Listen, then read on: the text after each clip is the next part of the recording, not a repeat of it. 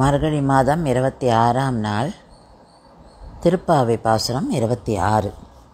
மாலே மணிவண்ணா மார்கழி நீராடுவான் மேலையார் செய்வனகள் வேண்டுவன கேட்டியேல் ஞாலத்தையெல்லாம் நடுங்க முரல்வன பாலன்ன வண்ணத்தோன் பாஞ்ச சன்னியமே பூல்வன சங்கங்கள் போய்ப்பாடு உடையனவே சாலப் பெரும்பறையே பல்லாண்டு இசைப்பாரே கோல விளக்கே கொடியே விதானமே ஆலின் நிலையாய் அருளேலோ ரெம்பாவாய்.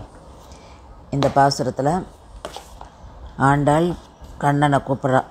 மாலே மணிவண்ணா மார்கழி நீராடுவான், இந்த நீராடுறத கூப்பிட்றா, மணிவண்ணான்னு கூப்பிட்றா. கூப்பிட்டுட்டு கண்ணன் என்ன வேணும் உனக்கு, நீங்களாம் வந்திருக்கீங்களே, உங்களுக்கெல்லாம் என்ன வேணும் அப்படின்னு கேட்குற.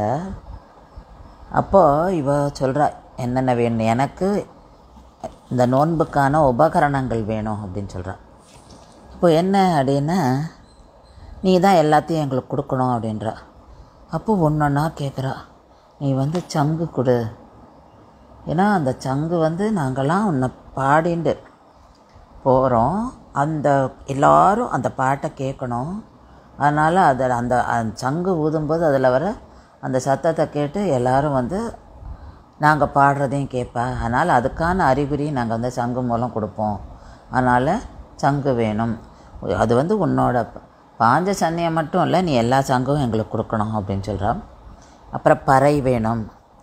பறை அது அவள் அந்த நோன்பு கண்ணனை கூட்டுண்டு போகிறா, யமுனை ஆற்றுக்கு போகிறான்றத எல்லாருக்கும் சொல்லணுமா.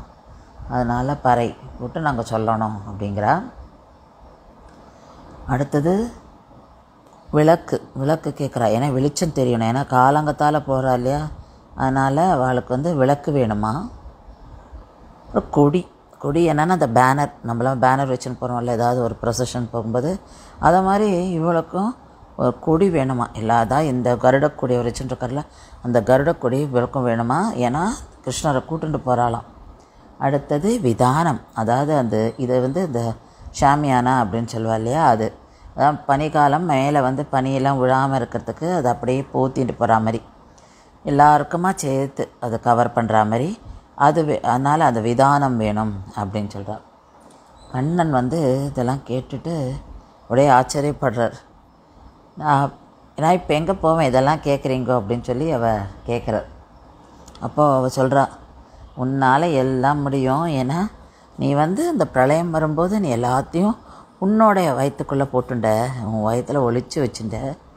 நீ ஒரு ஆள் அலையில் ஒரு குட்டி பாலகனாக நீ வாயில் விரல வச்சுட்டு நீ அப்படியே படுத்திருந்த அப்படின்ற. அதனால தான் இந்த இடத்துல ஆளின் நிலையாய் அப்படின்னு சொல்கிறா.